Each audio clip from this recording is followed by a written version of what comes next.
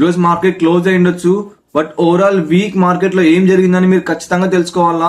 Market starting మనం huge panic అయితే market లో చూసాం. దీనికి main reason geopolitic tensions including Iran and US war and Indian rupee continuous గా week అవ్వడం అండ్ క్రూడల్ ప్రైస్ ఇంక్రీజ్ అవ్వడం ఇన్వెస్టర్స్ లో ప్యానిక్ అయితే క్రియేట్ చేసింది. But by end of the week market positive అయితే క్లోజ్ అయింది. దీనికి main reason RBI involvement ఖచ్చితంగా ఉందని చెప్పొచ్చు. And IT sectors and banking sectors మంచిగా మూవ్ అయ్యాయి. అండ్ నిఫ్టీ 50 ఓవరాల్ గా 2 సెషన్స్ అయితే నెగిటివ్ క్లోజ్ అయింది. మీన్వైల్ సెన్సెక్స్ కూడా 2 సెషన్స్ నెగిటివ్ లో క్లోజ్ అయ్యి 3 సెషన్స్ పాజిటివ్ అయితే క్లోజ్ అయింది. And Nifty 50 overall 266 points and Sensex 701 points recovery అయితే ఈ వీక్ లో మనం చూసాం. అండ్ నిఫ్టీ 50 కింద ఉన్న స్టాక్స్ ఏమన్నా మంచిగా గ్రో అయ్యాయంటే Grasim industries, Wipro and Infosys and Trent మంచిగా గ్రో అయ్యాయని చెప్పొచ్చు. అండ్ ఏమైనా మంచిగా లాస్ అయ్యాయంటే Tata steel, Tata customer product and Hindustani lever అయితే మంచిగా లాస్ అయ్యాయని చెప్పొచ్చు.